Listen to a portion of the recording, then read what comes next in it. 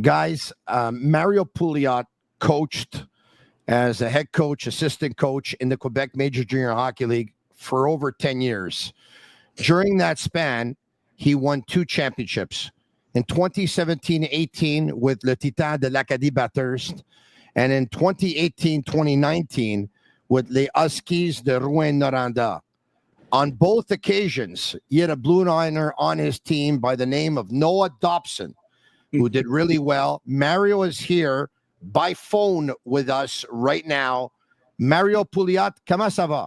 Ça va bien, toi? Ça va très bien. Thank you for doing this, Coach. I'm with Pierre McGuire and Simon Boisvert. We appreciate you taking the time. Montreal Canadiens fans would love to have intel on this player, Noah Dobson. Obviously, you know him better than most.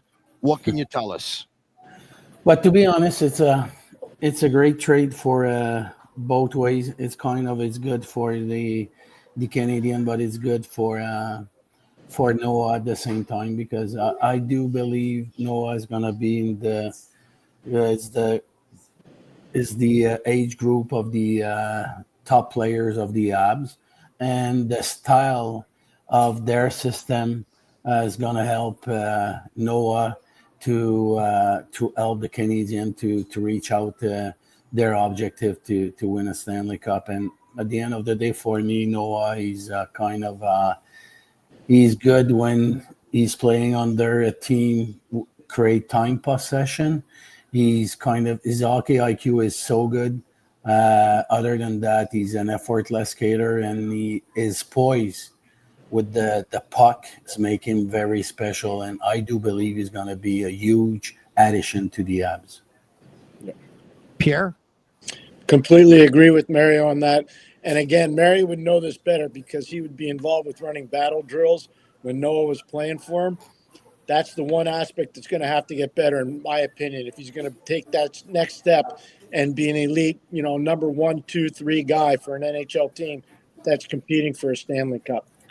Well, I agree with you, Pierre, because it's Dobby is not if the Montreal fans are waiting for a physical D and being really tough at one-on-one, Dobby is not the type of D.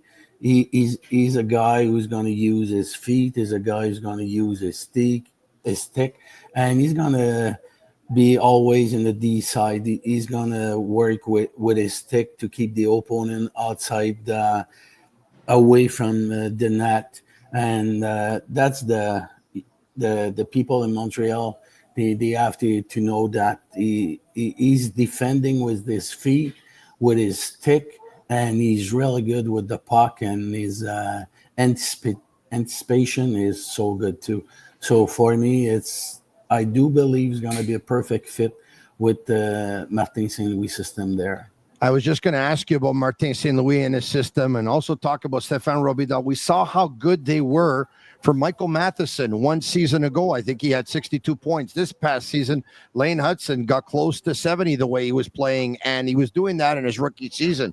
And he made some mistakes. We'll call them learning moments. And when he went back, they gave him the tap on the back. They didn't have to tell him what he did wrong. He knew what it was, but they put him back on the ice, and they made him play his game. And I think that's what you're trying to stress to everyone right now, is that the Canadians will allow Dobson to play his game.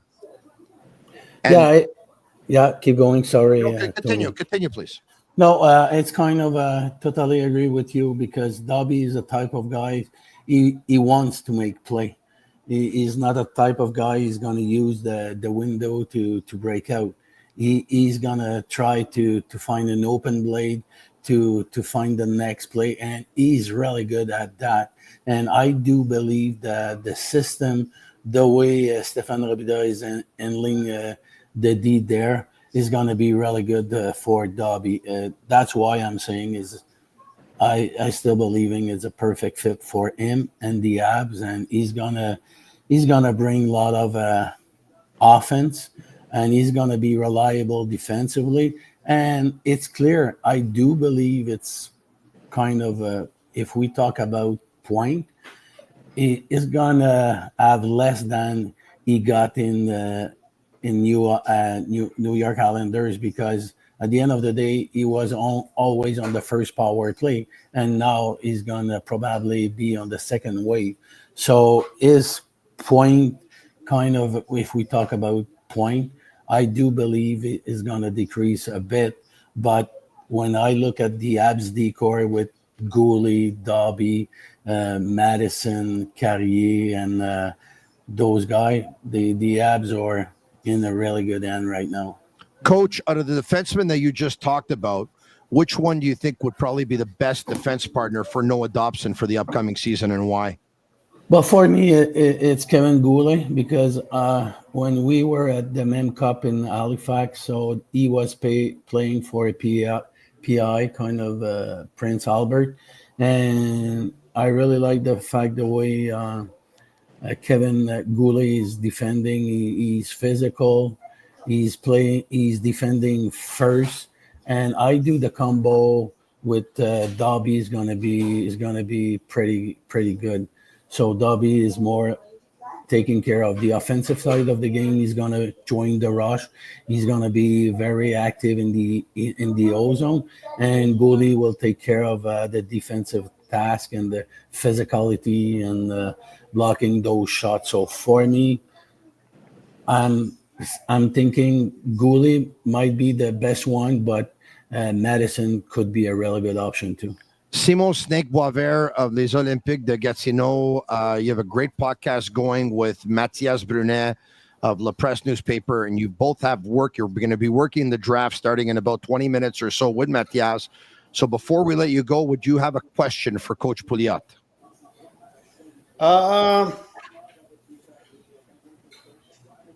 Wow. I didn't prepare for this because pretty much Mario summed it up. I mean, everything he knows about Dobson, he just said. So I don't think I have any. No, I don't think I have any questions. Well, I do. So on that note, good luck with Mathias tonight, and continue doing what you're doing with Processus. We'll talk to you soon, Snake Boisvert. And merci beaucoup. Thank you. Bye, Pierre. Bye, Snake. Thank you. Bye, Coach, Snake. I want to get back to your time with Noah Dobson. He was a big part of 2 championship teams that you coached. Can you give me a moment on the ice with Dobson and one on the ice, and one off the ice, where he impressed you and you turned to your assistant or you said to yourself, wow, one moment on the ice, one moment off the ice? It's pretty easy to answer. First of all the credit to Sylvain Couturier and André Lévesque who drafted him 6 overall in the Q League. So the first moment was off the ice before his first practice at the training camp. So we were doing our team activation. So it took kind of 15 minutes. Then after that, Dobby was doing his own activation, and it was taking it was around 20 minutes. And I was looking at him. He showed me a lot of kind of maturity right there. He was taking care of all the detail, but he was doing that, to be honest with you. The last game I coached him in the Mem Cup in Halifax, he was doing the same type of preparation. So for me, the first day I saw him off the ice during his activation was a big wow. I said to myself, to my assistant coach, this guy is going to become an NHL player, because some players are saying, I want to become an NHL player. He was doing whatever it takes to get there, and all the credit to him. He showed me he was already at 16 years old, a pro. Then, and off the ice, I'll say was more his anticipation, the way he was receiving the rush against. And I can remember how many passes he cut and counterattack the opponent. So for me, it's kind of, and it was the way he was handling the puck. He was never using the window, because for him he was always looking to find the tape to tape passes, and he wants to make sure that passes is gonna connect to make sure we're gonna keep that puck.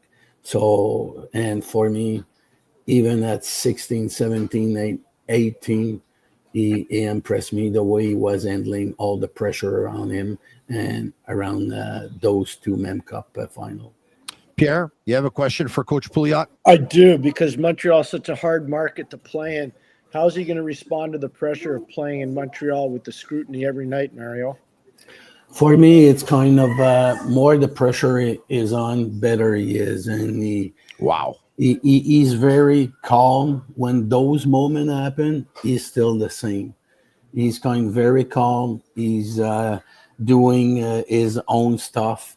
And he believe on his talent and the way he's playing the game. And me, I'm not worried about him, kind of the way he's going to handle the pressure. I was texting with him just before, and he's really happy to come in Montreal, and it's going to be, like I said, a great addition, and I'm not worried with him about the way he's going to handle the pressure in Montreal.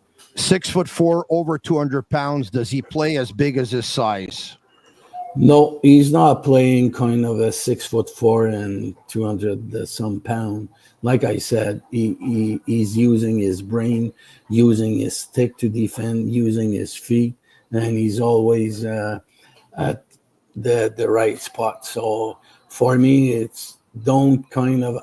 I just hope people won't expect him to be very physical. He's not the type of D. He's a two-way offensive D. He's going to join the rush. He's going to find blade, and he's going to create offensive time. He's going to fit perfectly in Martin Saint-Louis system, and he's good to defend too.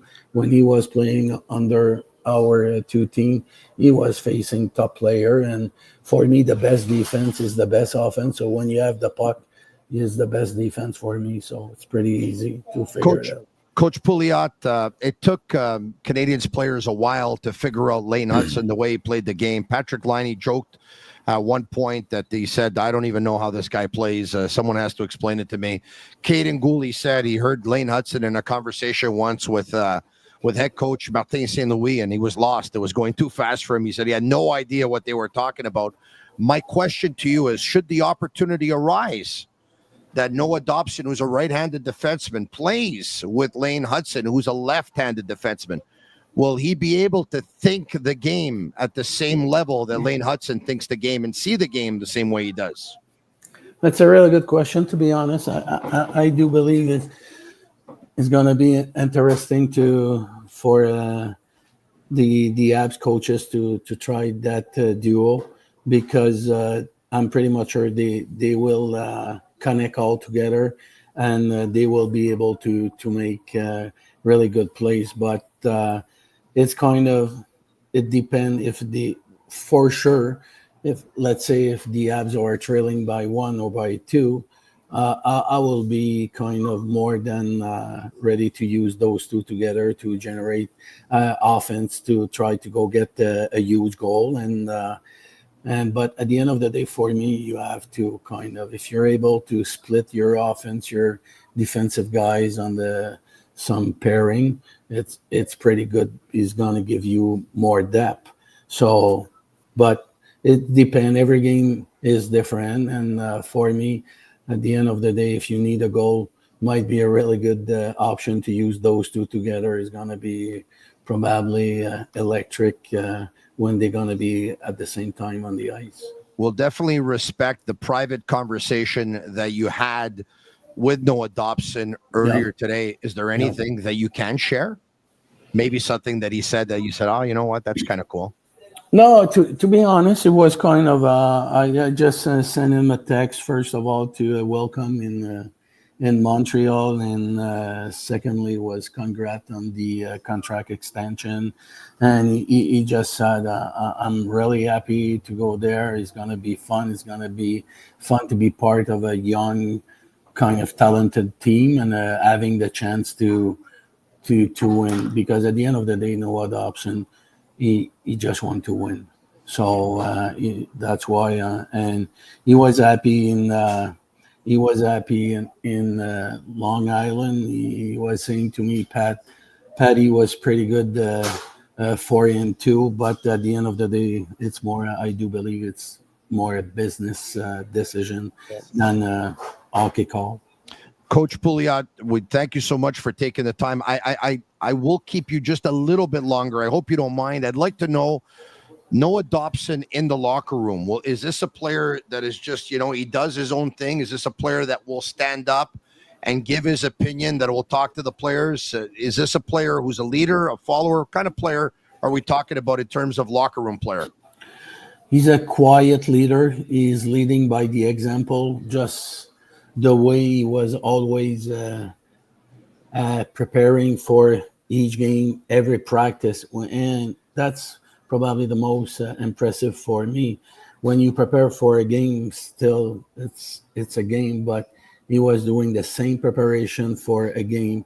And in the dressing room, he was not talking that much, but when he was talking, everyone was listening. And he, like I said, he's a smart guy, and everyone was respecting him and was respecting what he was saying. And at the end of the day, it's not how many times you're talking in the dressing room. It's more about what you're saying. So for me, and when you're going out there, you're able to walk the talk. So how big a part of your championship teams was he? That's he was kind of in batters was different because he was only 17, I believe, or 18. So he was surrounded by Olivier Galipo, Adam Allwell was an overage player, and the other one was Michael Ivan, so was our top four there. But when we got him in 01 for the 2019 the 19 Cup, it was kind of, he was our guy. So he was playing more than, I do believe, in the Men Cup final in Halifax, he played 38 minutes. But with the three TV timeout, he's an effortless skater. It's kind of easy to, it was part of our game plan, the way we were using him. And for me, he was kind of our big piece with Rafael Harvey-Pinard for the second Cup in a row. That's unbelievable. They played 38 minutes the Memorial Cup. Yeah, but it's pretty much the same than Sam Dickerson this year at the Men Cup in Rimouski. Yeah. So in the final, he played 38, I do believe. And when we faced them in the OHL final, he was playing, to be honest with you, average every game was playing more than 32, and he was as good at the last minute than the first second. So he's a horse. Wow. Thank you so much, Coach Pouliot, for all the great content that you gave us tonight, all the great information. We appreciate you doing this under very short notice. And once again, merci beaucoup. Bonne soirée. Merci, Mario. Merci thank you. Bye-bye. The clip you just watched is from our most recent episode of the Sick Podcast. Once again, follow us on YouTube, Twitter, and Facebook. Subscribe to our YouTube channel. It's absolutely free, and you'll be notified when we go live.